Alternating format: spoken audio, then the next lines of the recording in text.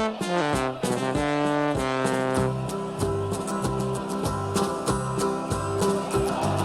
we come, blue and white, and we're looking good. You'll be in for a fight, and we fight pretty good. Getting goals is our job, and we get goals good. Looking good, we are Carlisle United.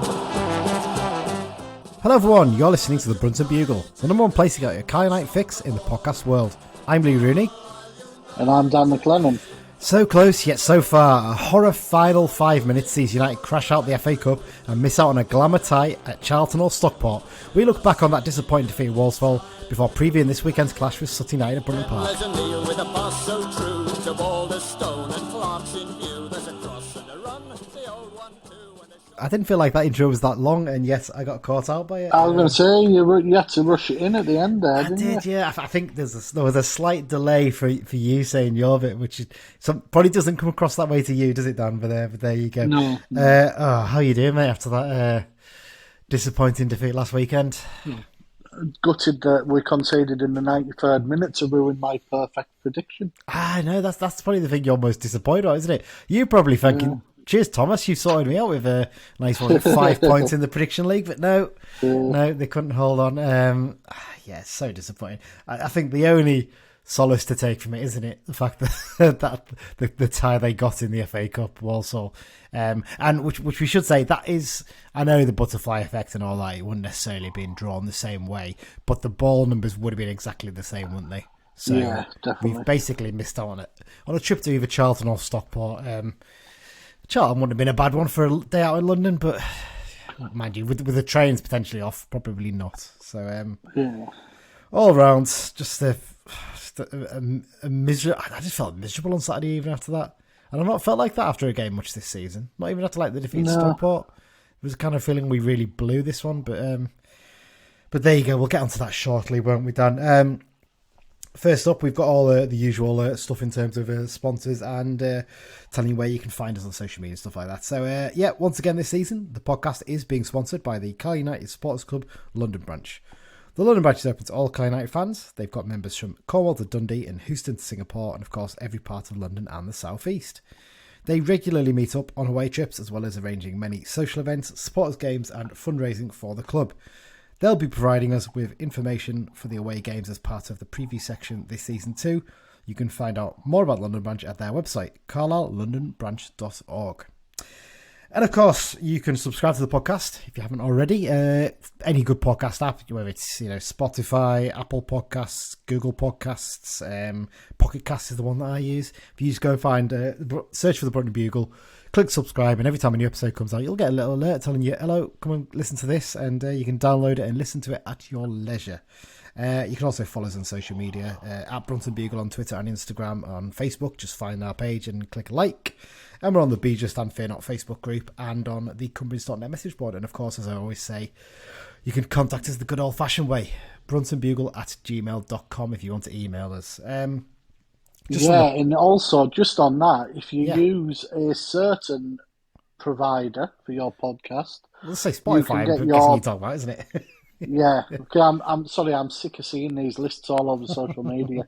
But no, they do lists of what you listen to the most, and there's one or two people who've already sent us tweets showing how high up we are on their rankings for podcasts, and it's very much appreciated, isn't it? It is very much appreciated, although I'm not appreciating the people who've got us third or fourth behind some of those other podcasts. That's disgraceful. Well, yeah. We should be top. Yeah. We should be top. Nice. It's fair enough now. It's lovely, really, to see these things. It really is really nice. I'll tell you one thing that I have noticed. It's a couple of them. How many sort of similar ones? Sort of like D3, D4, not the top 20. All the decent sort of Under the Cosh podcasts. Is on there as well. I think as well. Yeah, which is a really good podcast if you don't listen to it already. Some good listening. So yes, it's just nice to see a nice mix in there. Should say about D3, D4. I'm listening. They did an episode this week. Also, they don't cover the FA Cup games in the same way. They basically just do a sort of different episode, and they were reviewing their end of season predictions for how teams are going to do this season in League Two in terms of who's going to be in the playoffs and promotions and stuff like that. 3 of the 4 hosts put us in third place. which feels like the kiss of death almost, doesn't it? Really, it's Gabe Sutton's revised his list as well, hasn't he? I think he's got his top put three us third as well. Yeah, and interestingly, the other person put Barrow in fourth place, but had us down to win the playoffs. So basically, if you believe the experts, we've gone from being lower mid-table to going up, which I think a lot of that is the fact that we're fifth, sixth with so many injuries.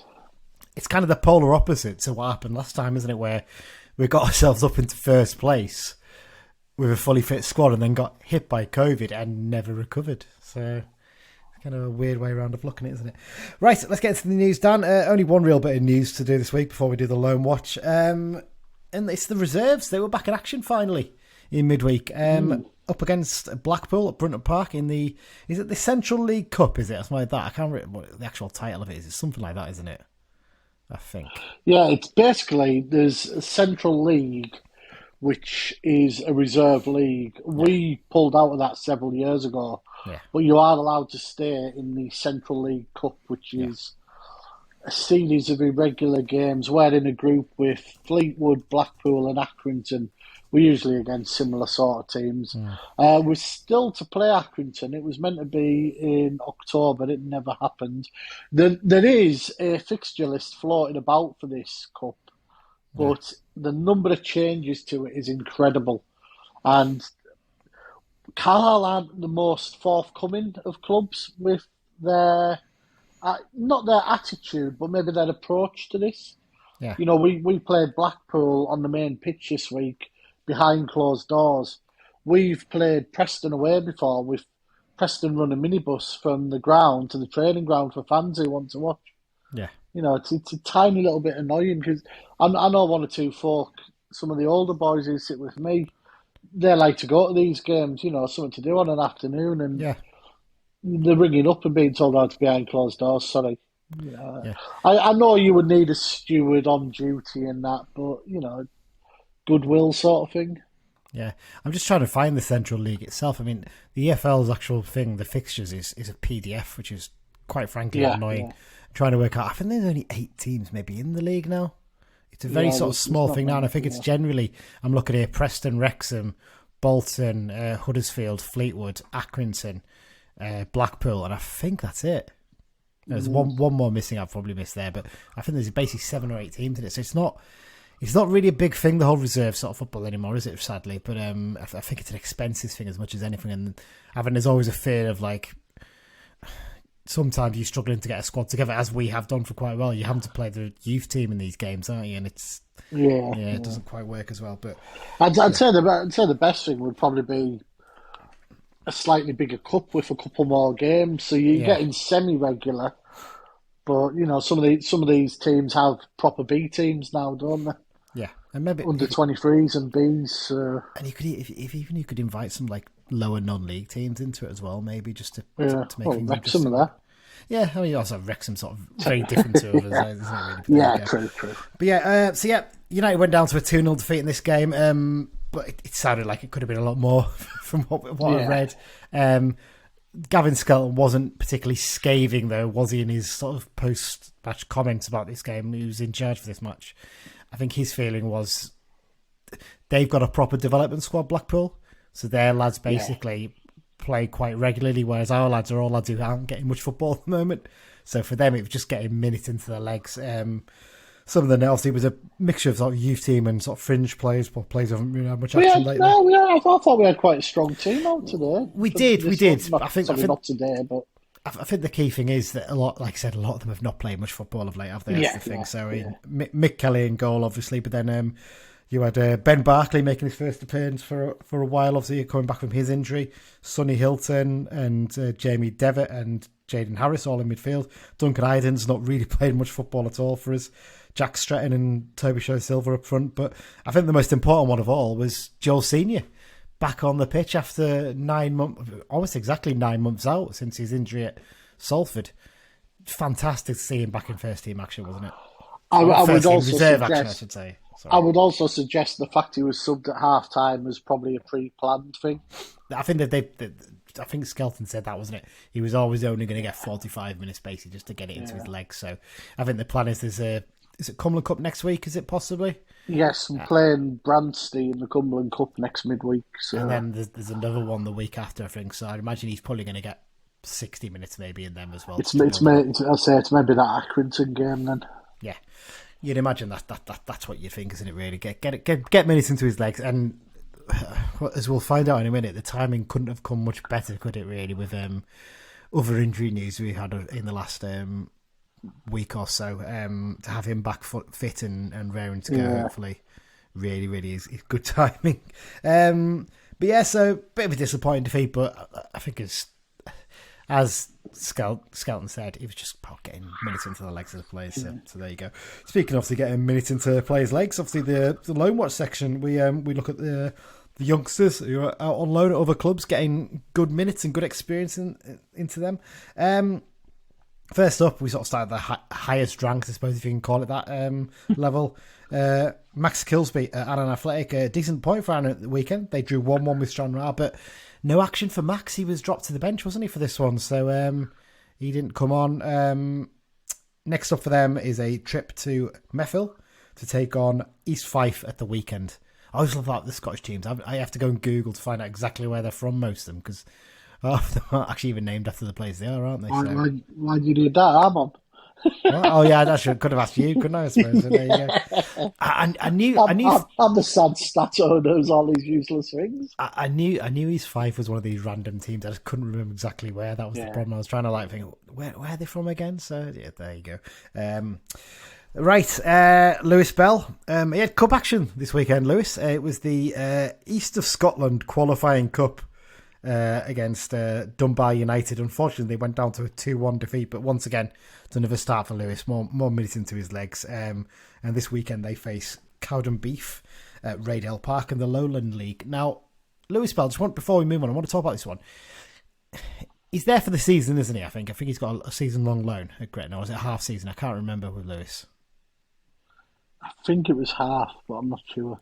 Half season. What do you do? Let's say there's always going to be a split there anyway, if you need to, isn't there, in January? Yeah. What do you do with Lewis come January?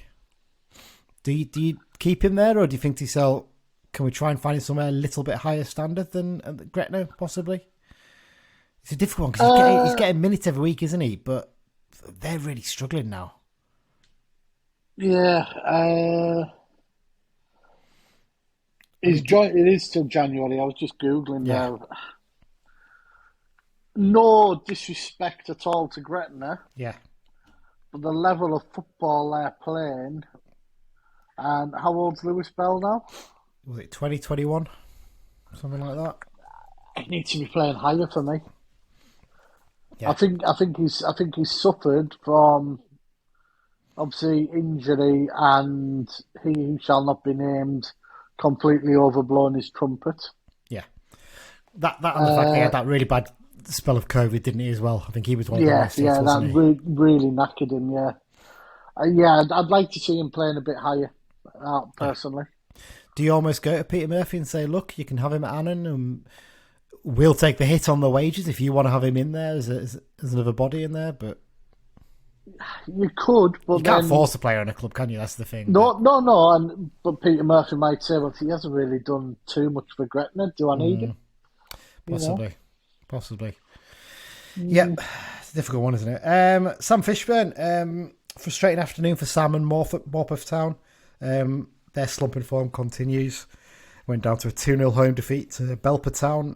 Sam actually came on in the 58th minute and the score was 1-0 at that point. And he actually did hit the post with a header. But unfortunately, 50 minutes ago, they conceded the second, and now they've dropped to, I put 13th, it's actually 14th in the table. They dropped to, I mean, they were up in like second or third, weren't they? I think when they get the good form with Sam. But they've really dropped off of late, which is a real shame for them.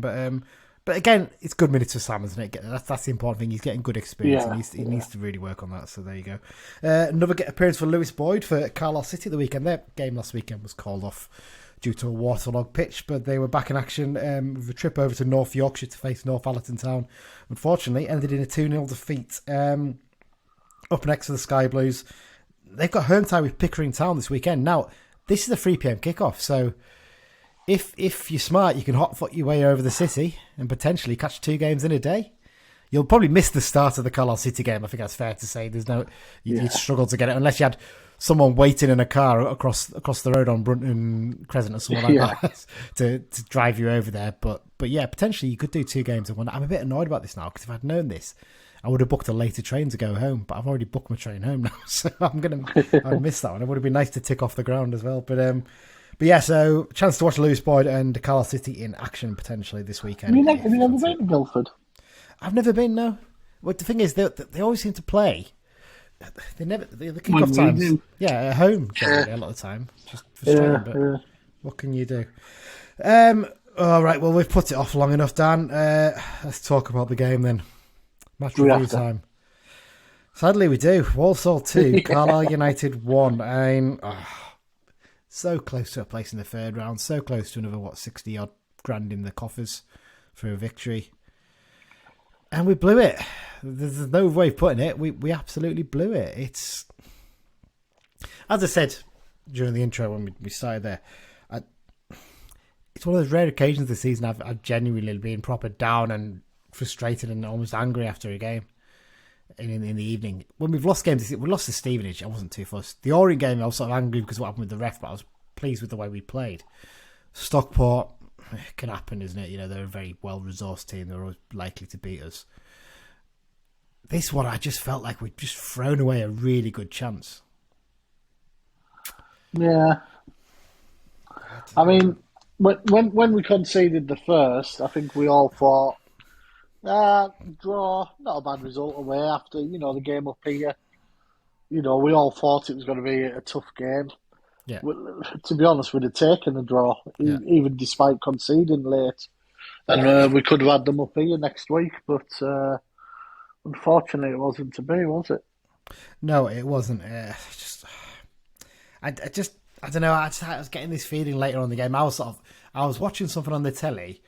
I think it was one of the World Cup. It was a World Cup game on at that time, wasn't it, I think? Yeah. I think I was watching that. It was France-Denmark or something like that, I think. And I was sort of half watching that, but listening at the same time with one earphone in, listening to Radio Cumbria. And I just had this sinking feeling. The way Lummy and James were talking as if, we're controlling this, we're fine, we're going to be okay. I thought, I just feel like there's some proper sucker punch coming in. And it came, obviously, and we'll talk about that in a minute. But first up, talk about, in terms of the team selection, obviously, when it came to the team being announced, not a massive surprise at the back, was it really? Obviously, both Feeney and Back were out injured, so in come Ellis and Whelan as they did in that game against Salford. No massive shock, was it really, to see them come in? No, not at all. Guy was disappointing to miss out after such a good performance at Salford. Yeah. I believe he had tonsillitis, so hopefully he's back for this week. Yeah, that's there. But obviously Gibson made his return to the team who went back to 3-5-2. So like Gibson actually had an okay first half from what the commentary was saying. But I think Lummy was commenting how he was getting in dangerous areas and he was causing problems, which is what you want to see from Jordan. Well, the problem with this game is we're not going to be able to talk too much about general chances because unfortunately the club don't put the extended highlights up on their iFollow. You can subscribe to see all the extra videos and stuff. Well, they don't put them up for the FA Cup games. I think it's a rights issue or something like that. So all I've been able to watch was the YouTube highlights, and there's not really much to show for us in that, is there? I think it's fair to say. But then you look at the stats, Dan.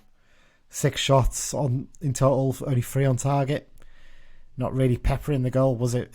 No. I think it's fair to say. But the one chance they really did get in the first half, they took, didn't they? Good bit of play down the left. John Mellish got into space. Interestingly, John Mellish was in midfield for a lot of this game, wasn't he? It sounded like very early on, Simmo decided, no, I'm not happy with this, and pushed John into midfield, which he's done a few times this season, but seemed to do it quite early in this one. Little breakdown to the left for him. He plays the ball back to Armour, plays in a nice cross, and it's a clever finish, isn't it, from Ryan Edmondson? Because it's quite an awkward height, and it would have been very easy for him to get underneath it and balloon it over the bar or scuff it wide. But it's a lovely sort of... It's not a half volley, because a half volley is when it's just hitting the ground, isn't it? One of those things people argue about. What do you think is a half volley, Dan, while we're here? A half volley is when you meet it either on the bounce or just after it bounces. But it can't be when it's bounced and he's looping back up and down again. That's not a half volley, is it? In my opinion. Not really, no. No. Some people think that, aren't they? So anyway, he caught it as it was coming up on the bounce, and it's a lovely finish, isn't it? Yeah, lovely. It really is. Yeah. I mean, his form, it has to be said. I mean, I've got it to talk about later, but we might as well cover it now. His form's really picked up, hasn't it? Even allowing for that red card against Orient. 3 goals in his last 5 first-team appearances. That takes a bit of the pressure off Christian Dennis as well, doesn't it, in terms of his goals? Yeah. He knows he can still play his all-round game. And I think we've said before, I don't think Edmonton's ever going to be the 20-goal-a-season type striker. He's more the 10 to 12, but creates and brings others into play because of, I think we possibly described him as a bit of a Derek Holmes type, didn't we once? Yeah. In that he will get goals, but he will also bring a hell of a lot of others in. You know what I mean?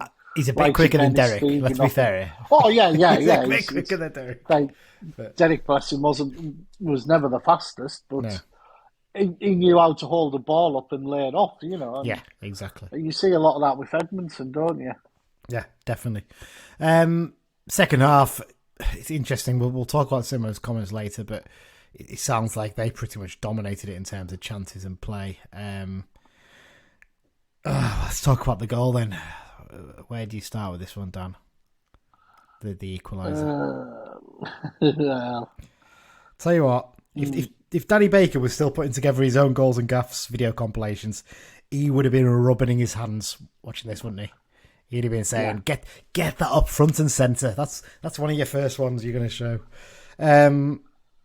Yeah, it's basically Jaden Harris wins a sort of long punt forward, and Jack Stretton tries to sort of shield the ball, but he gets sort of bullied off it by Manny Monta, which, to be honest, a lot of strikers will get bullied by Manny Monta. He's a big lad, isn't he? Big, strong, physical lad. And Monta gets the ball and almost instantly just launches the ball forward. And it is just a long, aimless sort of hoof. Put it up there, see what happens. Yeah. Thomas just misjudges it totally, doesn't he? That's the problem. Big time, yeah. I think what happens is when you watch it back, it's not a high looping ball forward, actually. It's fairly flat. And I think what happens is it's got so much power and pace and it's so flat. I think Holy's expecting the bounce to be a bit softer than it is. Yeah. And the bounce comes right up and he's like, oh shit, I've come too far here. And he's not sure what to do. Obviously, he can't catch it with hands. He's going to get sent off if he does that. And it doesn't go high enough for him to chest it, does it? And just boot it. Yeah. It comes at sort of almost hip, thigh height, and he tries to control it with his hip or thigh. Unfortunately, it squirms through, and Williams gets past him and puts it into the empty net. We'll come back to talk about Holy in a minute, basically, because I've got that as one of the talking points. But at that point, you think to yourself, Dan, don't you? Right, don't do anything silly here now. It's 1-1. We've not really created in the second half. Let's just keep it tight. Let's take the replay, get them back to Brunton Park. We can beat them there. No bother. That'll be fine. And we don't, do we? No. Ball's played forward. We don't keep it up the other end. We actually have a chance. I think Charters possibly maybe in this instance didn't make the right pass or something like that, I think. Yeah. Obviously, I can't see the highlights, so I can't tell. But it's one of those situations you think to yourself at that point, right, 93rd minute, there's 5 or 6 minutes added on. Get into the corner and just run the clock down. If they want to really chase the game, fine. But we don't need to chase the game. We can take a draw at that point. But for some reason, we went for it. They go back up the other end, and I think the defending's a little bit slack on this. I think Huntington maybe can do a little bit better. His body shape doesn't look quite right. The through ball's played through, and Douglas James Taylor's through and goal, and he slots a really nice finish, it should be said, past Holy, and that sparks the celebrations and bedlam in the home end. And from that point onwards, we launched it forward a bit. We never really looked. I think the problem was at that point, you've got Toby Show Sylvia, who's not, again, still not quite up to speed yet. He should be getting close soon, you'd hope. But obviously, with no reserve games, you've not been able to get any minutes into his legs. And Jack Stretton again, who's not quite got himself up to speed again after his injury too. Them two leading the line was always going to make it a bit of a struggle, wasn't it? So Yeah, and there you go. They pick up the win, and they're into the third round, and they've got their lovely trip to either Manchester or London. not the kind of trip to Manchester or London they would have been hoping for, but nonetheless, that's what they're facing. So, I mean, should we go to the talking points now? Let's get into the talking about Holy now then. So, let's talk about Tomas. Been quite a reaction to this online, hasn't there? Particularly on the club's Facebook page, and I've seen a few other places.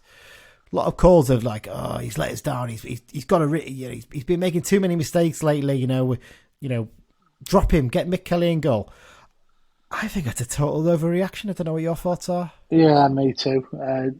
He's actually played quite well recently. Yeah, I mean that game against Salford. There's a strong argument he's kept us in that game, basically. Yeah. With the 2 saves he made first half, particularly the one, I know he flapped a little bit of the cross, but it was a high cross, a very high cross. And he got back across and made a brilliant save, and he made another low save from the same player not long afterwards. There's other games where, again, he's good handling and general all-round play has kept us solid in games. I mean, even in this game, all the talk from Lummy and James was that he's coming and claiming crosses and taking this thing out of the game was really helping us. It's a misjudgment, and a keeper can do that sometimes. Frustrating, if he stays literally on the edge of his area, he picks that ball up, no bother. It comes right through to him. Williams doesn't get close to it. But he just took that few steps too far, and he doesn't need anyone to tell him he's cocked up there. He knows he's cocked up at the end of the day. And it sounds like he got a good reception from the fans at the end, to be fair, which is nice to see. But yeah, there's some people saying, he's a liability, he's costing us games. Get Kelly in goal. I'm thinking, how many of you actually seen Kelly play? Well, how many games has he cost us, really? I mean, that... I'm trying to think, in terms of Holy. Yes, he's cost us this game, probably, you can argue that. Albeit, it was 1-1 at that point, and you can shut up shop and keep, settle for the point at that point. Easily, but we didn't. Not the point, sorry, the draw and the replay. Off the top of my head, when else has he made a major cock up? I can't think of one. Like one that's really cost us a win or anything like that. Or a point, cost us only got us a point. Can you? No, not really. I think sometimes people just need to calm down a little bit. I think some people haven't taken to him generally. I don't know why, because he seems a decent bloke and he's done a really good job in my eyes. But yeah, I think sometimes you need to. I think fans need to calm down a little bit, don't they? I think in terms of stuff like this, there's no need to overreact. At the end of the day, he's number one for a good reason, and there's a good reason why Mick Kelly's not really got close to challenging him yet. It's because Holy's the better keeper. At the end of the day, there's not really much else to say on it, is there, I suppose? No. So, yeah, Simmo, post-match interview, let's talk a little about this. Is that the angriest he's been since the Harrogate away game last season, do you think?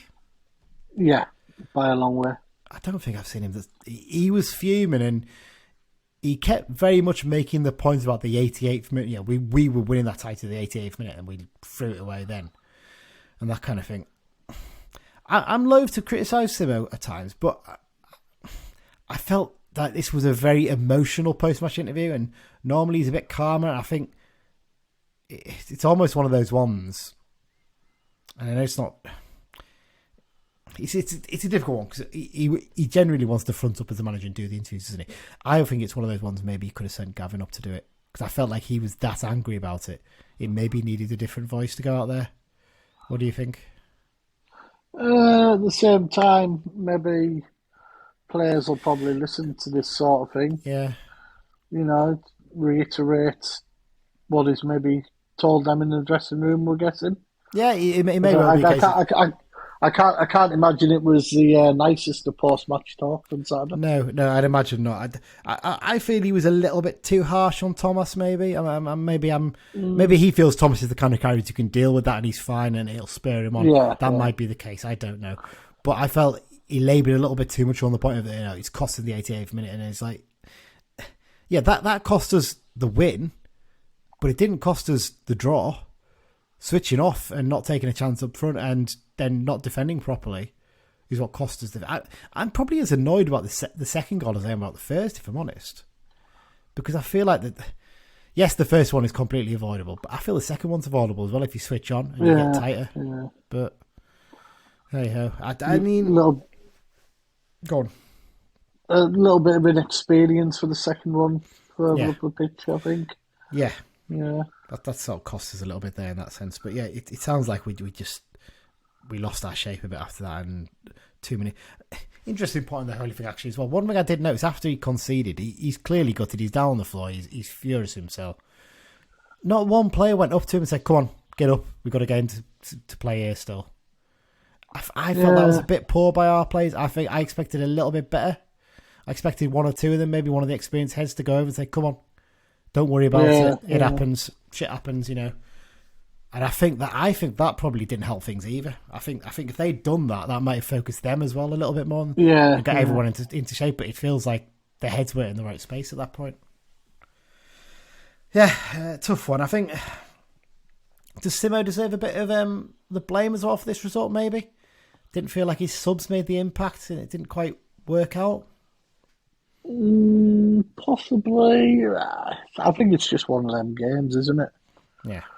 You know, would you a bit of a balls up at some point down the line?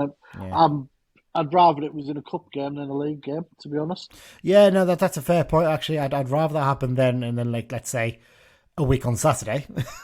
I'd rather that happen then, and so yeah, you get out of the way, I suppose, and you say, right, you can be more switched on for your future games. You know not to do anything silly. So that's a fair point. Look at a couple of positives then. Ben Barkley making his return to action. Obviously, we mentioned the fact that, unfortunately, he went off injured in the game against Blackpool. We didn't cover that, I don't think, but we'll talk about that in a sec. But nice to see him getting some action again because he looked so impressive at the start of the season. Probably not an ideal situation for him to come into there, was it, I suppose? 8 minutes to go. No. Maybe that played a part. He didn't seem to be running back the quickest. So, I mean, that's, match sharpness, etc. First game back, not going to be 100%. But in an ideal world where Whelan gets that injury and comes off, it's Feeney coming on, isn't it? And Feeney's a lot more up to the speed and knows what to do. If Feeney would have started anyway, wouldn't he? Yeah. But I mean, when Feeney's come back from injury, that kind of thing. So yeah, that's a tough one. But yeah, good to get him back out on the pitch, but frustrating if he's got an injury that keeps him out again. But from what Gavin Skelton was saying, the ankle injury he's picked up against Blackpool was the other ankle. So hopefully it's maybe just a little bruised one or something like that, and he's maybe only out for a few days or something. That's the hope, I think, but we'll have to wait and see with that. We've mentioned Edmo's decent return form. Let's talk about the scenes at the end of the game then, Dan.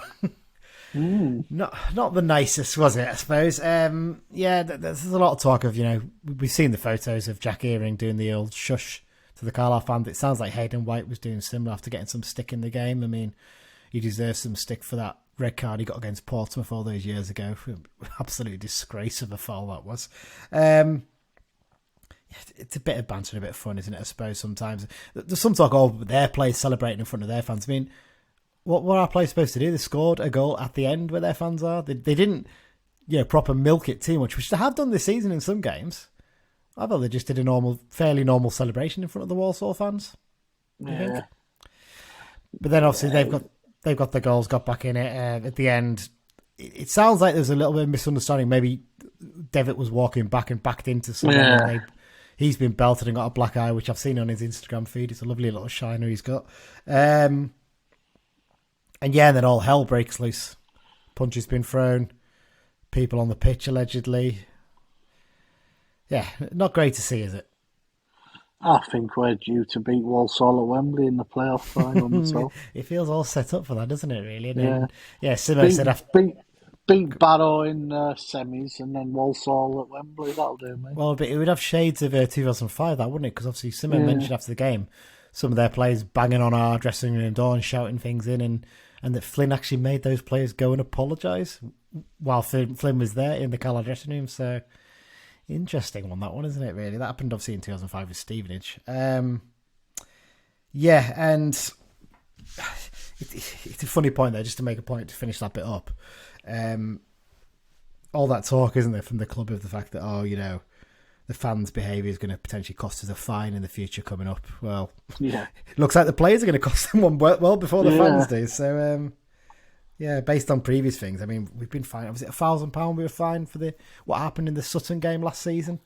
Yeah. I mean, arguably, this is a bigger brawl than that, so there's a possibility there's going to be a decent wedge of money being taken out, unfortunately. Also, just a brief point to make, it's something that's been covered elsewhere, I'm sure, but yeah, Walsall social media team's behaviour on Saturday night was a bit weird as well. Yeah. I don't get this. I mean, they've picked out one Carlisle fan, found a tweet she did when the second round draw was done, just saying that how dull drawing Walsall, and then sort of jokey thing, hope we get a decent draw in the third round. They didn't tag Walsall in it. She didn't tag Walsall, but Walsall have gone and found it, quote tweeted it, and didn't quite create a pile-on, but could quite easily have done. And I'm a bit like, if you've got 90,000 followers, you shouldn't really be doing that, picking out an individual fan. No, for not no really. reason. I should say that fan's more than capable of defending herself, to be fair. But, it could have been someone who can't. And I suppose this is what classes for edgy and banter, doesn't it, for official club accounts these days, which just... Yeah. I suppose I'll never understand it, but there you go. Right, I think we've rabbited on enough about the Walsall game, Dan. Don't think we really talk any more about it, so we'll take a short break and then we'll be back to preview the Sutton game. Hi, I'm Tomas Holy, and you are listening to Brunton Bugle. See, we back Thomas here, don't we? We'll back him to start and have a blinder against Sutton, hopefully. So there you go. Right, looking ahead to the Sutton United game. We actually have got a behind enemy line section for this one, but before we do that, Mike has done a question for us for this week, Dan. So do you want to? Should we do it now? And we'll either do the answer. If it's a shorter one, we'll do the answer now, or if it's a longer one, we'll wait until later in the episode. Right. So here's Mike's question of the week. So one of the few notable players that's played for both teams this week is Richie Bennett. Now, it took him 15 games to score his first goal for the Blues. Who was it against? Ooh, that's a good question. Oh, Richie Bennett. I feel like I know this. I think it might be Crawley Town. That's sticking in my head for some reason. What season did he sign for? He signed 15, 16? It was 17, wasn't it? Or no, was it 17? Yes, 2017-18, because it was Curl's last season in charge. Crawley, I'm trying to think. I think it might have been Crawley that season. I don't know why, but that's sticking in my head. Yeah. No, he got sent off at Crawley. Was it Crawley got sent off at? Yeah, he got sent off at Crawley. That's why it's sticking in my head. I'm not sure. No, I think that's why you're thinking of Crawley. Because I can remember it. Did he not get sent off and he shouldn't have been? It was a complete shambles. I think it was, possibly. I think you're right there. I'm going to go... I would have gone maybe Bristol Rovers. I can remember he scored against Oldham because there was a big fuss with Oldham being where he's from. Yeah, he started out in their academy, didn't he? I don't know if it was the first, but I'll go Oldham. Right, I'm going to go Bristol Rovers for some reason. I don't know why, but let's hear the answer now. So Mike's answer to this week's question. And it was the away game at Chesterfield. Oh, yes. I remember it now as well. I was at that game, damn it. Yes, because he scored, because I think Danny Granger scored the other. Yeah, that sounds about right. If I'm right, let me just double check this, right? Because I have a feeling that Christian Dennis might have scored for Chesterfield that day. That rings a bell. I'm just quickly Googling this as quick as I can. So 2017-18 season. It was a game at Chesterfield. Yeah, it was a 2-2 draw. Yeah, he did. Christian Dennis scored in that goal game for Chesterfield. And I knew there was and Oldham was the game after. Ah, there you go. So he was on in the FA Cup. He scored 2. You did, so we were almost right. We were getting close there, but there you go. You're right. It was Crawley we sent off against. Absolutely right. I can. I'm sure it was a ridiculous sending off at the time. Yeah, and then because Tom Parks got sent off as well. Yeah, and one of their lads late on too. Yeah. Yeah, there you go. Right, thank you. That question, Mike. That was a decent question. That actually quite a tricky one. Okay, so this week we have finally got back to doing a behind enemy lines section, because it turns out a proper club coming up into the Football League actually has got fans on the internet. So there you go. So I spoke to Mike from the Sutton United Talk Time on podcast. Now, if you wonder why that's such a long-winded name, it's explained in the introduction as to why it's called that. So you'll see Mike does quite a good explanation of it, but there you go. So what did we talk about? We talked about the fact that they've had a difficult second season in the EFL, the work that's going on to upgrade their ground, Gander Green Lane. I love that name for a football ground. That's a proper, southern non-league ground, isn't it? Name that isn't it? Gander Green Lane, lovely stuff. And we also, of course, we talked about what a nice guy Toby Show Silver is. So here's the chat I had with Mike. So after a few weeks off, due to the fact that we'd already spoken to Walsall in the FA Cup, and as we've said before, Salford do not have any fans on the internet, we're back with Behind Enemy Lines section, and this week we're talking to Mike from it's the Sutton podcast, isn't it, Mike? That's what you told me beforehand, yeah. It is, yeah. It was one of those moments of being overly clever. It's the Sutton United Talk Time on podcast, so it's SUTT on podcast, Sutton podcast. Extremely clever. So much so I have to explain it every time I talk to someone. Well, just for your background, and some of our listeners who may not know this already, we got the Brunton Bugle from asking fans what they wanted, and then down one of our fellow hosts basically said, well, there used to be a newspaper called the Brunton Bugle that used to go out on a match day like in the early 90s, late 80s. Let's just call it that. All right, then Brunton Bugle it is. That's what we want. Right, we're not here to talk about the names of podcasts, though. We're here to talk about Sutton United. Now, I think it's fair to say you guys had a brilliant first season in the EFL, just missing out on the playoffs. I think you guys, did you get to the EFL Trophy final as well? We don't talk about that competition on this programme, I will be honest, but for the purposes of this chat, I'm pretty sure we can say you did, didn't you? We did indeed. To be fair, we don't know the competition in any other format, so it's not as bad for us as it is for everyone else. Yeah. And we were about 60, 90 seconds away from winning it. Oh, and Rotherham scored an equaliser and destroyed us in extra time. But incredible. But yeah, for us, just to give you a very brief sort of oversight of history, we've been to the final 6 times in the competition and won it twice. Ooh. So it means a lot to our fans. So when it was bastardised, so to speak, by the EFL with letting the PL teams in, it's something that a lot of our fans are very much against, so there's been quite a strong boycott. But anyway, I'm getting off on another tangent here, so let's get straight into it. So yeah, after that brilliant first season, it's probably fair to say you've had that difficult second season, haven't you, down Gander Green Lane. So what's the fans' thoughts on this campaign so far? It seems to have been a bit more of a slog than last season was. Most definitely. Last season probably hasn't helped. If we'd had this season last season, everyone would have been quite happy and accepted it. Finishing, well, not finished obviously, but sort of lower mid-table, if you like. Mm-hmm. But last season was so good, everyone's expectations was much, much higher. Yeah. It's realistic, however, it's incredibly unlucky. We lost our best. I mean, they're all great, but our best defender, he swept the awards at the end of last season, and I think he managed like half the first half before colliding with a post. I think it wasn't damaging his knee. He's been out ever since, and that was in the first game.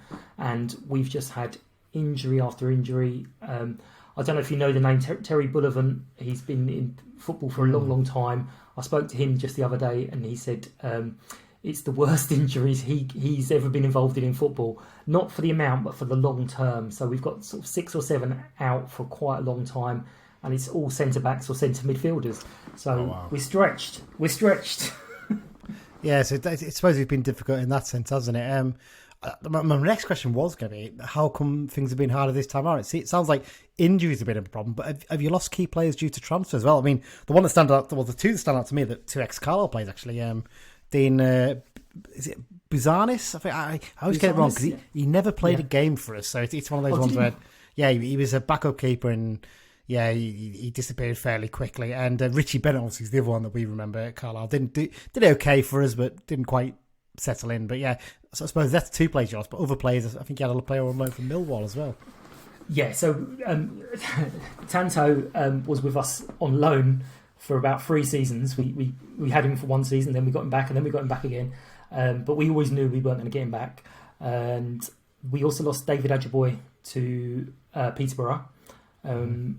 he was a big loss. And as you say, Richie and Dino, big players. Dino, huge personality. We've got 2 good keepers come in, but I'm not sure either one of them have grabbed it the same as Dino would have. So we had to sort of fit that in as well. And some of the replacements, they're not having the impact that Richie's had coming off the bench. But he obviously wanted to move back to his family in Barrow, and Sutton are never going to be a club that stands in people's way. So as you guys know with Toby, he was kind of our 5th choice, and he had a good game up at yours, and then he didn't come home, I don't think. Yeah, very strange one with Toby. We'll talk about him in a little bit.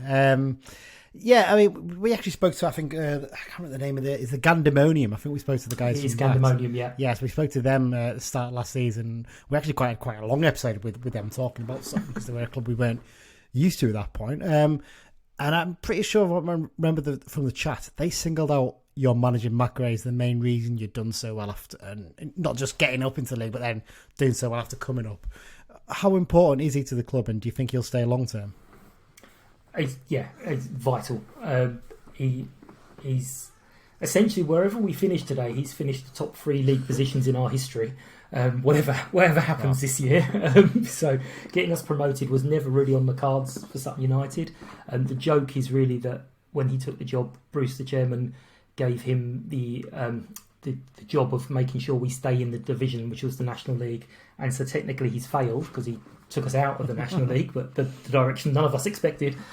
And yeah, he's got a very clear way of playing. I've spoken to him a couple of times, and honestly, I'd been ready to give him 20 minutes after chatting to him.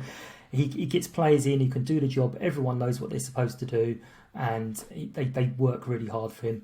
As for staying, I spoke to Gab Sutton briefly, and he sort of basically was of the opinion, because obviously we're quite worried every time a job comes up. It's like, oh God. And he said, Matt's not a very fashionable manager. There's going to be clubs that aren't going to be after him, because quite simply he's very rigid with his 4-4-2, and it's not a romantic choice for a lot of clubs to go for him. So hopefully he'll stay for a long time. He's got a blank canvas where we are, and he's building something from start. So yeah, hopefully it's a long term one. So what do you think the aim is for this? Obviously, having sort of done so well last season, I guess now with all the injuries and issues you've had in terms of losing key players, what's the aim for this season and long term? I'm guessing this season it must be just finish lower mid-table, keep yourselves up, steady, rebuild the squad again and start again next season. I mean, it must be difficult as well for a club like you, because in one sense you do gain for the fact that you've got such a big pool of players to pick from. You can pick off from your Premier League and Championship club academies. You can also look at the non-league market, but at the same time, you're also competing with a lot of other clubs. You've got your Wimbledons down there. You've got, your I'm trying to figure out, your Leyton Orient and clubs like that. You're all competing in quite a big pool, aren't you? Yeah, absolutely. I mean, the target, and it was a bit of a joke last season when we were doing so well, but it's going to be 50 points for a long time. It's going to be get 50 points and then see where we can go. That's exactly what we did last season. It's what we're going to do this season. I believe the target is stay in here for 3 years, and then hopefully all the work on the ground will be done and we can start investing in players. But it is about picking up young players who are hungry, players who have been around a little bit but want to prove themselves. One of the players of last year was Joe Kizzy, who we got from Bromley, he was 28, but he just absolutely took his chance, and he's played brilliantly. So it's all the ones with something to prove that we need, that Matt's sort of looking at, and players that maybe haven't set the world on fire elsewhere, but hopefully they'll fit into what we do.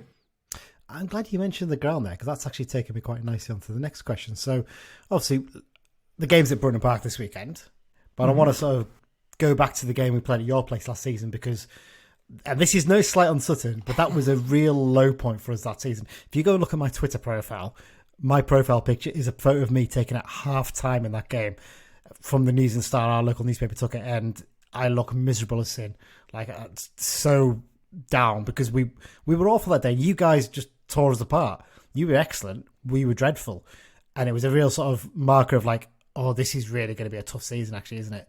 We aren't going to be anywhere near where we were last season, where we nearly made the playoffs, and we realised it was going to be a long slog. But the one thing that stood out that day for us was in the nicest way possible, the state of your away end. But what we did have in the back of our minds was that improvements were on the way. I remember talking to some of your fans before and saying, there's work being done on it. Come next season, it won't be the same. It looks like the away end's been done now, I guess. Obviously, we come in on the last day of the season, so it could be an interesting one for us. But it looks like there's a lot of work going on down at the ground. Yeah, there's work we had to do and had to do quickly. Because essentially it's a non-league ground. As I said earlier, it was never really intended for league football. So we love the old girl, but improvements have to be made. And they identified the away end as the way we could get these improvements done quickly, as not as cheaply, but as quickly as possible to fulfil what we needed to do. It has all changed. I can't remember when you came last season, but September. It has definitely. It's September, yes. It was quite early. So, yeah, it's definitely all changed now. There's lots of lovely seats, a nice new stand, little fan zone behind it. In fact, there's a lot of people looking at it saying, why are we giving that to the away fans? that should be the home fans. You've got a nice little roof on, so the away fans do make an awful lot of noise. When you come towards the end of this season, you'll see there's massive, massive improvements there.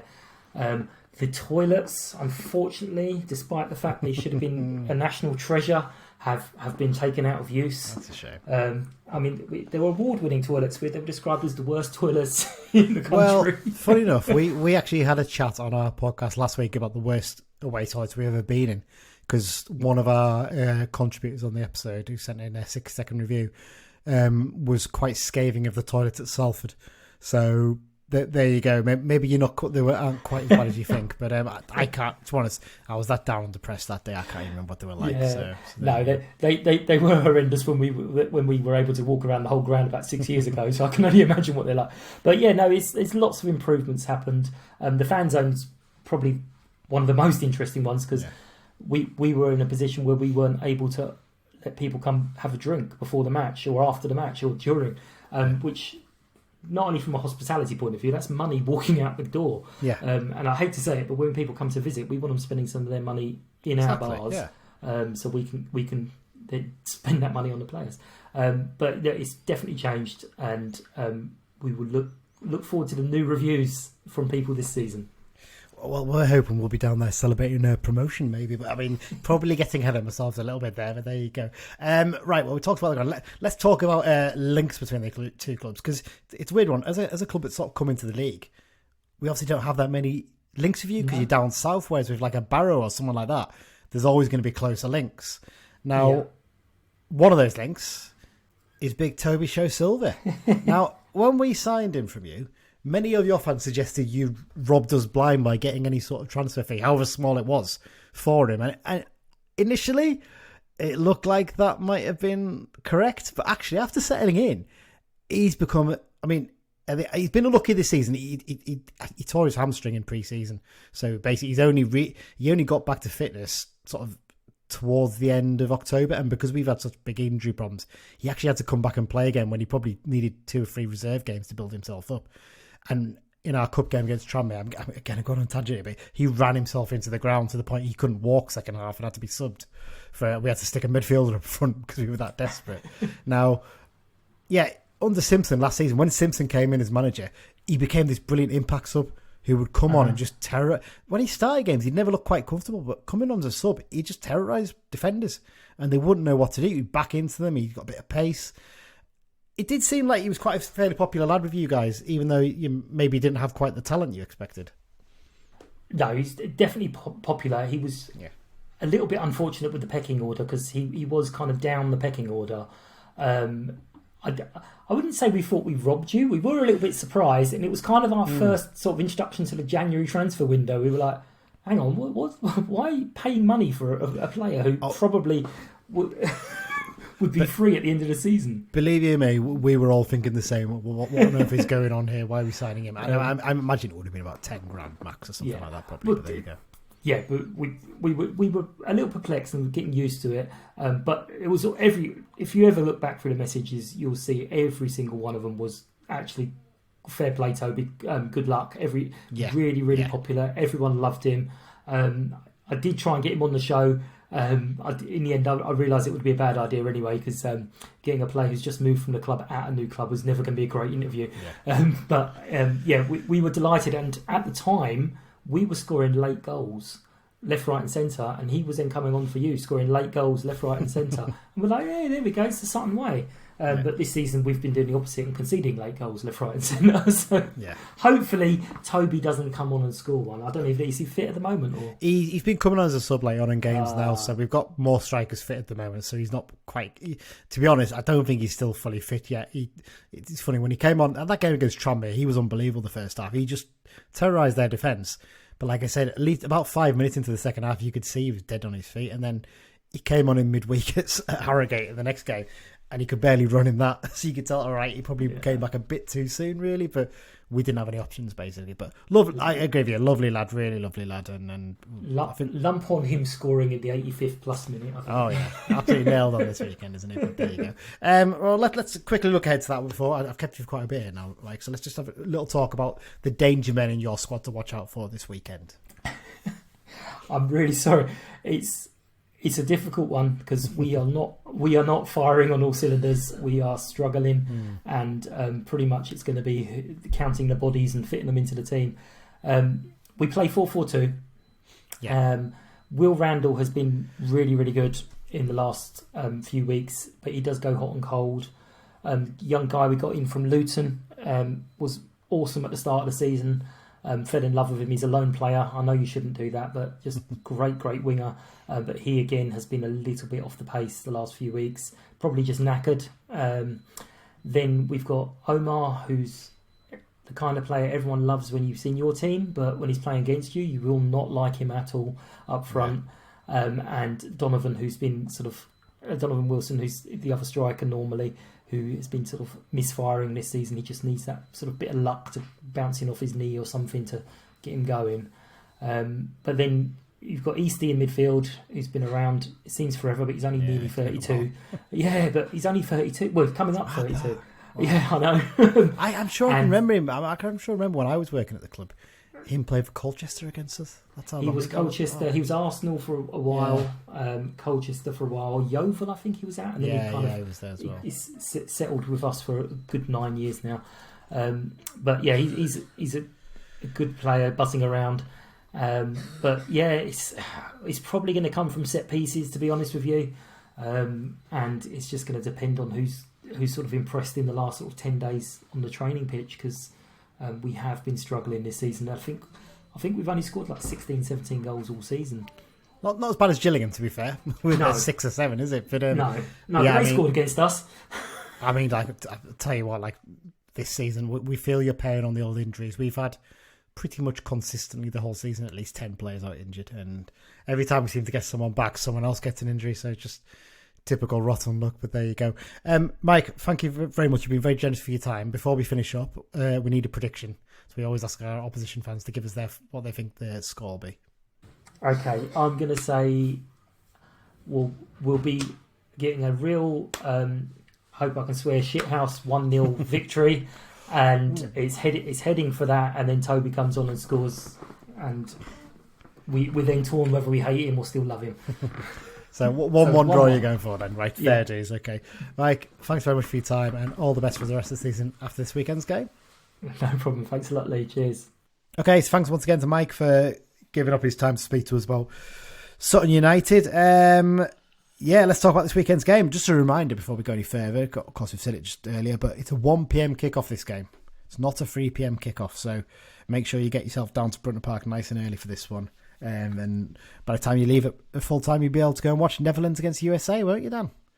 Because I'll be in work. Oh no, you will, won't you? I forgot about that. Sorry, I sound like I'm rubbing it into you there. But yes, you do there. Yeah, sorry. No, I was, for those listening, I was just, while we were chatting before we started recording, unfortunately I'm on a late shift at work and can't get cover, so I'll miss this week. Very rare I miss one, but unfortunately have to work occasionally. So that's the way it is sometimes, isn't it? Unfortunately, but there you go. So this weekend, the match official, the referee, is Lewis Smith from Lancashire. Now, this is Smith's first season as an EFL referee. He actually started the season as a National League referee. So it looks like he's been promoted mid-season. which seems a bit weird. That doesn't happen very often, does it? Usually you do a full, you start off at the very start of the season, they have them set. So yeah, he's been promoted to be an EFL referee. He's taken charge for 12 games so far this season, handing out 37 yellow cards and no red cards. That's what we like to see. Just three yellows a game. That'll do. It's a nice steady number. Heads off to back ascending off on Saturday. Exactly. Last season, he handed out 59 yellows and 3 red cards in 17 games. It's his first ever CFC game. In fact, it's only his second ever EFL game. Yeah, interesting, that one. Head-to-head record, there's not much to say. It's a third meeting between the two sides. We've lost both of them so far. We'll talk about those games in a minute, I'm sure, Dan. Do we have to? We were crap in both. Oh, just bloody awful, weren't we, in both games? Well, Sutton United. Let's just talk about them generally then, Dan. Difficult second season, I think it's fair to say, for them. You know, last season, it's probably fair to say they exceeded all expectations, didn't they? Because when they came up, you look at the squad they had, they didn't make a massive amount of change to it. They generally stuck with what they had. They brought in Richie Bennett as sort of an experienced head to play up front. And I think most people thought, okay, mid-table, low mid-table maybe, but only narrowly missed out on the playoffs in the end, didn't they? Yeah, and I know we don't like to talk about the trophy, but they also got to Wembley in the trophy, didn't they? And they were minutes away, like just a few minutes away from winning it, weren't they? See, it's something we can maybe ask next time. Obviously I haven't heard the chat before we recorded. I can see how teams like Sutton would like the Peter Trophy. To be fair, as the people who've been listening already will see, Mike did say that. He said they don't know the past history of it. That's the problem. Yeah. It's just another competition for them, you know, which I do get. You know, I mean, they don't have sort of the historical connection that we do with it, you know. So the Hartlepools of the world should know a lot better, though, shouldn't they? Really? Yeah, because they were in it originally. So yeah, for them, it's pretty poor that they don't stick to the boycotts when they should do. But yeah, when you look at it, it's one of those things with them, isn't it? With Sutton, there's big advantages for them to being in London as a club.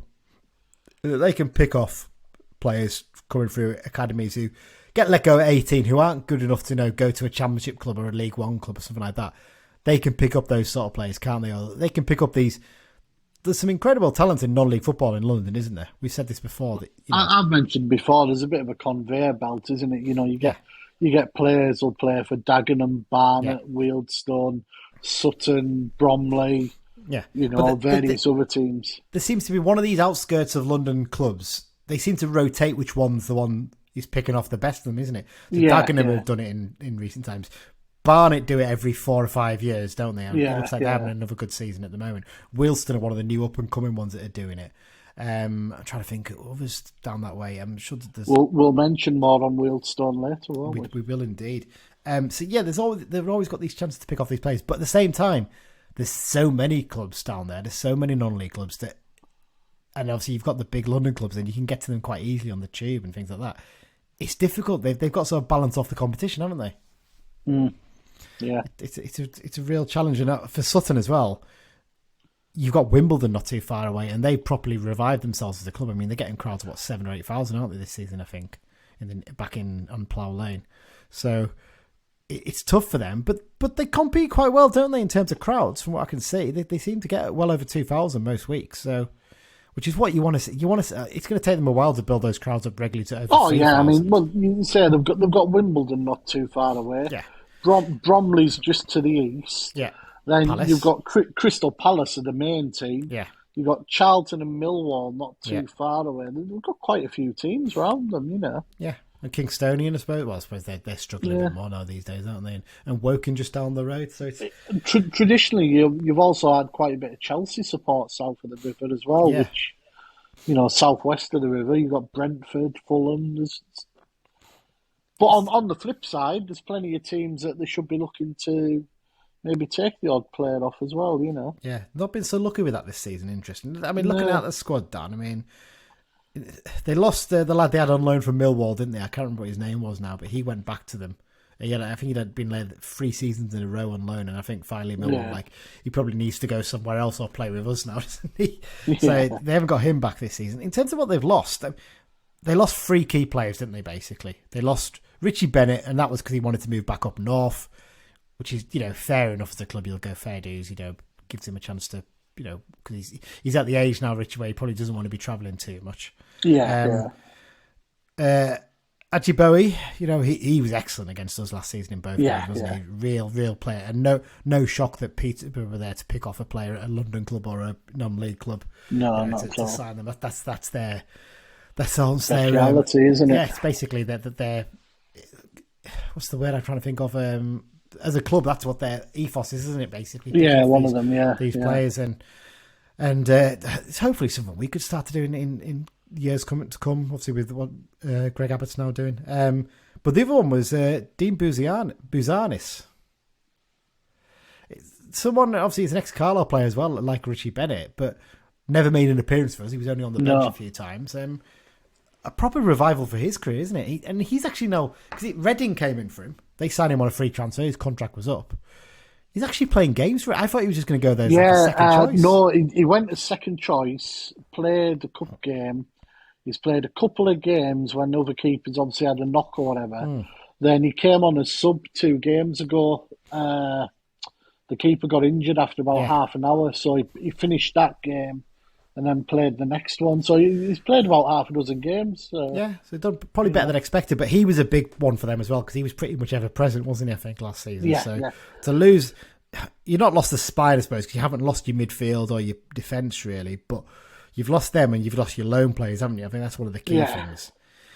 And the result is that it's been a real slog for them this season. I mean, they won last time out. They beat Rochdale, which, I mean, it's a big result for them, that isn't it, actually, to beat Rochdale, who were right down there with them near the bottom. Yeah, definitely. Narrow 1-0 win, but that was only their second win in the last 10 league games. They've only won... I do apologise, I know, I'm putting a curse on this right now. They've only won once away from home this season, and that was at AFC... One is better than none. Yes, that's true. That's a fair point. That one game was at AFC Wimbledon, so it's effectively a local derby and an easy game to get to. Not much travelling involved. So, in terms of travels this season, they're really struggling. I think they've only picked up maybe 2 more points other than that out of the 9 or 10 games they've played away from home. So, we really should be looking at this as a real chance to bounce back from that FA Cup game, shouldn't we? Oh, definitely. It's probably one of the best sort of fixtures we could, if you could cherry pick a picture. Yeah, a fixture. Yeah. It would probably be this game. It's ideal. Opponent who aren't playing too well, don't travel well, longest journey, early kick-off. Weather's took a bit of a turn. It's a bit dank at the moment. It's absolutely ideal for a 2-0 defeat. 100%, isn't it? Yeah. I mean. Let's have a quick, before we talk about those games last season again, so let's talk about their squad generally. Obviously, we talked about in terms of, the players they've lost. I mean, incomings and current squad. I mean, of the players who came in, I mean, there's a couple of names that stand out. First of all, Kwame Thomas, who obviously had a little trial with us a couple of seasons ago, I think it was now. I think he's been, was it Wrexham last season he was at? So he's doing the rounds. Again, I apologise in advance for saying this. 13 games, no goals. It's going to happen. He's been on the bench for them lately, so hopefully he won't be starting. But yeah, other than that, I mean, they've signed some players from unusual clubs last season. I'm sure they did as well, didn't they? And this season's been no different. I love it when this happens. So, Tope Fadahunzi, I hope I've pronounced that right. I do apologise if I haven't. So Tope Fadahunzi signed from Loughborough Uni. He was a student there, I'm presuming, so he signed from them. Yeah, I think we noticed in the pre-season preview that the sort of level of team they were signing from wasn't the highest. And don't get me wrong, some of these players could turn into good ones, but 2 or 3 together, it's certainly high-risk strategy, isn't it? Yeah, well, the lad Sam Hart they signed from Oldham, he actually looked quite good for Oldham, I think, when we played them down there. So that's probably a fairly decent signing. They've got a lad on loan from Luton and a lad on loan from Lincoln, and that's it. I'm surprised they didn't have more on loan. Very surprised with that, but just the way they've gotten choose. I mean, Luke Gambin, obviously he's played at this level quite a while before, but has he been back over in Malta? Hamrun Spartans. That's a great name for a team, isn't it? Really. And then I think it's fairly random signing a lad from Whitby Town to Sutton, isn't it? Very. I think we said that at the time. Like, of all the clubs to go to from Whitby, if you're a player who's capable in the Football League, to go all the way to London. But hey, it sometimes work out. I think the one that stands out for me in terms of their signings is Aaron Pierre. I think, big experienced defender, isn't it? Yeah. And of those who've been there a while, Eastman's the one that I always mention because he's Eastman and Beautyman are the two out there in midfield. They've got bags of experience. They're going to be two key players. And I think Joe Kizzy looked quite good against us as well, actually, I think, in the game at Brunton Park. I mean, let's very briefly, Dan, before we wrap this bit up, talk about those two games. I mean, probably two of the worst games last season, weren't they? The away game was just shocking, wasn't it? It was just atrocious. I remember that half-time, we were only 2-0 down, bear in mind, at half-time, but when my Twitter profile picture was taken by one of the photographers, taking pictures of fans in the crowd. I remember briefly going to the toilet, something, passing the food truck, and someone said, I think the woman said something like, "Oh, do you want anything to drink?" And one of the lads said, "Can I have some of that bleach, please?" That was the feeling. I mean, it just got worse and worse. And I remember doing the post match with Radio Cymru after that game, and I had to stop myself from swearing a couple of times. I had to try and keep calm. Yeah. But I'm pretty sure even I was saying then, like, how long do you carry on with this? How long does he keep his job? Do you know what genuinely amazed me after that game? And my mate Stevie, who travelled with me, we stopped over. There was people actually applauded them off after that game. And don't get me wrong, I'm not one for hurling abuse at players and that. They have bad games, it happens. But to actually stand and clap them after that performance, that just blew my mind.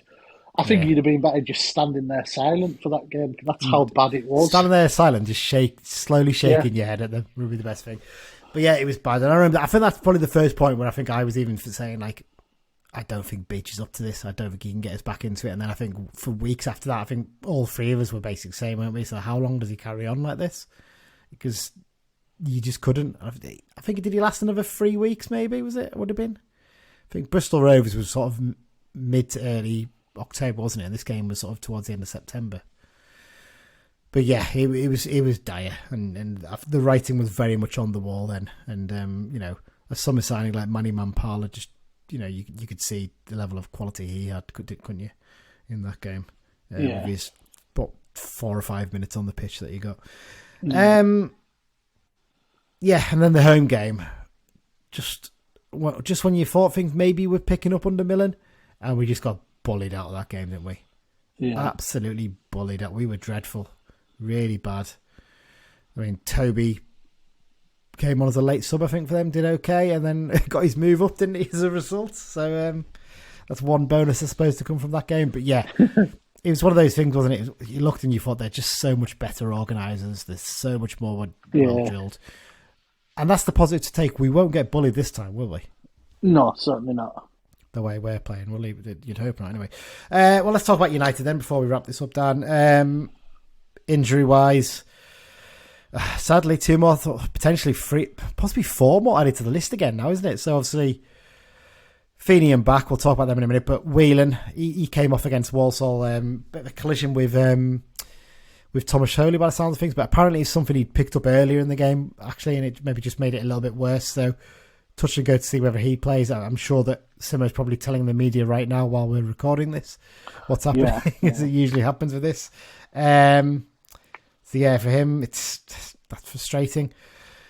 And then, who's it? So Ben Barkley, obviously in that reserve game, potentially out. But Feeney and Barkley, let's talk about them. So obviously, Simmo revealed after the Walsall game that it looks like Morgan Feeney's not as bad as first feared. So it's 3 to 4 weeks, I think, for him. Yeah. So the hope is round about Christmas he'll be back, which is right about the time when Mari Patrick's due back as well, isn't it? It's kind of weird. We haven't mentioned him for so long because he's been out for this 11-week stretch. As someone said to me the other week, it'll be like getting a new signing for January. Well, you think if the rest of the strikers can keep themselves fit and Toby can build his fitness up again, you've got 5 really good options in attack then, come January, haven't you? And obviously you can even include Gibson in that in terms of, he plays almost as an attacker, doesn't he? So that's a real positive take, and I think that's why a lot of people are putting us quite high up in the predictions, actually. I think something like that, knowing those players are coming. But the biggest blow, Finn back, not good news at all, is it, Dan? No. 3 to 4 months. You're talking March to April, aren't you? It's a big blow, a real big blow. Because very it didn't big. look that bad. Very, did it? very bad for him as well, because he's obviously had such a good spell. But I'll ask you a question here. Do you let Forrest recall him in January and free up a loan space, knowing the fact that he's only going to be back for what, 4, maybe 5 or 6 games at the end of the season, and he'd still have to build his fitness up, obviously, before that?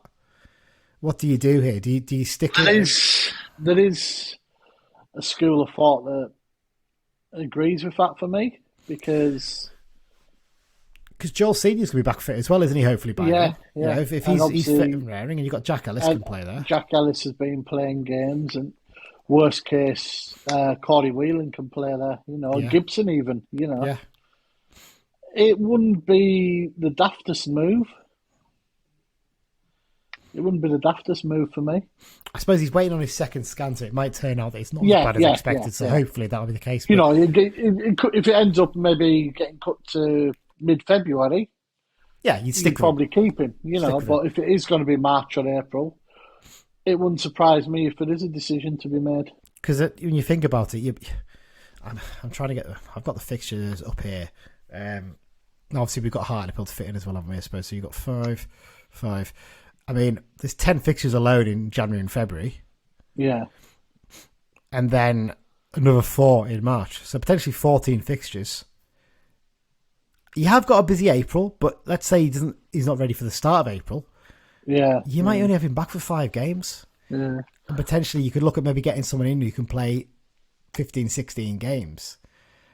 It's a big question because, I mean, come January, we've got a question to ask about Duncan Idahan and whether you persist with him if you've got everyone fit again, or whether you use that money elsewhere because he's only a 6-month loan. It's a tough decision for Simmo to make, isn't it, really? How you balance things out, possibly, with that. I'd love for him to stay, I really would, because I think he's a brilliant player. Don't get us wrong, we'd all love him to stay. But then you think to yourself, you're wasting a space in the squad where you could have someone in who could make an impact. Let's be honest, I think Idahan will be back to Bristol City. Yeah. Barkley's going to stay. You would think, yeah. Well, Idahan's January only anyway, isn't he? Yeah. So the other ones can be recalled. There's always a recall option in every loan, basically. Despite what clubs tell you, there'll always be an option to recall a player. Yeah. So you remaining free. Barkley, I think, will stay. You want to build his fitness up again and carry on. Stretton's not going to go straight into the Derby first team, so he'll stay. Yeah. Hilton's the only other one there's a question on whether Fulham might look to send him somewhere else to get more game time. I don't think they will. I think they'll look. But he's been injured, hasn't he? So, he's been injured, so I think he'll get more time. Yeah. So potentially you've got 1 loan space free anyway. Do you want to have 2 loan spaces free so you can bring in 2 fresh players? That's the big question. I think some of it will depend on what recruitment we do. Yeah, definitely. Yeah. It'll be interesting to see how it goes. In terms of this game, Dan, any changes you'd make? Obviously, I don't think. If Whelan's not fit, Barkley's going to have to come in if he's fit. Guy back in if he's fit. Yeah. Is the obvious one. We might have to go. To be honest, we might end up having to go. Would we have to go 4 at the back potentially for this one? Because unless Idahan comes in maybe and then Huntington goes across and Mellish goes into midfield and you go 4 at the back and you push Mellish into there. Yeah. That might be the option. Who'd be a manager? Oh, yes, it's one of your favourite phrases, that, isn't it? Yeah. But it's a very tough one because if Barkley's not fit, it's why I never go Carlisle on Football Manager. I always do. I started a new game on it, and No, I never do because you're too biased. Because I just make Christian Dennis player manager and change his ratings to 20 for everything. Take over the England squad and put him in there as well and stuff like that. So yeah, it'll be interesting to see what happens. That's the big question, isn't it? Defence, I think. I think attack, you stick with what you got, Edmondson and Dennis up there. Midfield, there's tweaks to be potentially made. Obviously with Guy possibly coming back in, but I have to wait and see how that goes. Because the thing is, you can always put Guy in there with Gibson and with Charters and Moxon, can't you? And stick Gibson out wide. I could see maybe Gibson in for Charters. Well, Gibson did start, isn't it? So you mean Charters out for Guy? You mean then basically? Yeah. Well, basically, yeah. It depends on the defence, doesn't it? And whether who's fully fit for that, I suppose. So we'll have to see how that goes. Right, well, let's go on to predictions, Dan. Obviously, both me and you gained a point at the weekend. We predict Edmondson to score. You were very close to getting the full house. I know. So close. Mike got nothing again because he's not very good at this, clearly. I'm staying. Obviously, I'm tempting fate in the second half of the season, but we've got a comfortable lead over him at the moment, and he's not on to defend himself, so sod him. Right, Dan, what are you going to predict for this one? 3-0 win, Dennis, Edmondson and Huntington. Dennis, Edmondson, Huntington, okay. I'm going for this balls out on the table, 5-0 win. Comfortable win, batter them with, I think there'll be a real reaction to that Walsall defeat. I think really, really impressive. Goals, Edmondson will get one, Dennis will get a brace, and then goals for Huntington, because I'll keep doing it until he does. And Charters will get another. Why not? Charters will get another. So there you go. Right, let's hear what Mike's prediction is for this game. So I'm going to go for a 2-0 win this week with goals from Dennis and Edmondson. Ooh, quite close to yours, that, isn't it? There you go. Right, X-File section. Very short and brief this week, isn't it? Especially very goals. Short and brief, yeah. Goals both came in the same game, and as mentioned earlier, Wealdstone had a 3-1 win over Scunthorpe, who are absolutely buggered at the moment. The second bottom now, I think. Micah Obiero and Olafella Olamola got the goals. Yeah. They were literally the only goals. If there was any others, they were missed, but they were the only two that I noticed. Other news. I'm just getting the table up here and looking. They are currently joint bottom. Only off the bottom on having 2 better goal difference than Torquay United. And they didn't pay the staff yesterday. And Oldham, their third bottom. Albeit Oldham have got 3 games in hand and a lot of the teams above them. Yeah. So they could pull away. But I mean, it's not great for either of those teams, is it, right now? Very other news. Joe Fryer. He's obviously retired from the pro game. He's taken up a goalkeeper coach role in Middlesbrough's academy. I think he was doing a little bit of stuff anyway, but he's got a more sort of solid deal with them. I think Middlesbrough are quite a good club, aren't they, in terms of looking after former players? They get a lot of players involved. And he's from the area, isn't he? Yeah. So, and I mean, bless him, the lad had rotten luck, didn't he? I mean, he was looking so good, wasn't he, when he first signed on loan? Some of the biggest transfer news of the season. Connor Simpson, remember him? He's left Marsk United and joined Whitby Town for an undisclosed fee. A packet of crisps and maybe a sandwich like that. Twix and £3 or something. Maybe. And this was a good one that got sent to me. Cheers to my mate Brian who sent it over to us. Gary Bennett, former defender, obviously well known more for his Sunderland time, etc. He received an MBE from King Charles III recently. Oh, very good. So he does a lot of campaigning for show races in the red card, doesn't he, and stuff like that. I think because he goes back to Brunton Park a lot actually to do a lot of stuff to do with that. By all accounts, really nice bloke, and it's one of those players who kind of gets forgotten, doesn't he? Because Derek Manfield was so good the season before, you kind of forget he was actually a very good player the season after for us as well. Unlucky that we went down, and I think Dean Walling always talks about the fact that both Mountfield and Bennett were big influences on him, weren't they, in terms of playing alongside them? So, and that's it for X Blues. Not much at all. Very, very quiet indeed this week. And that's it for this week's episode as well. Thanks once again for joining me, Dan.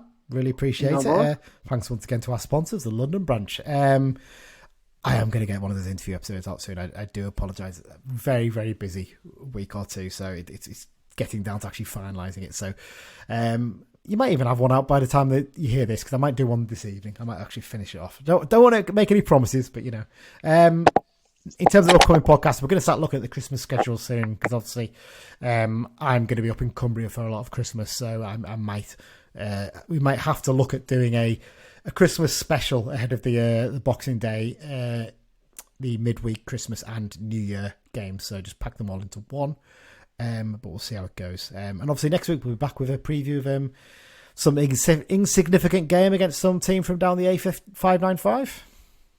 Sums it up, doesn't it? Pretty well. Yeah, that's it for this week's episode. Dan, thanks for joining me. No bother. Thanks everyone for listening, and up the Blues. Up the Blues.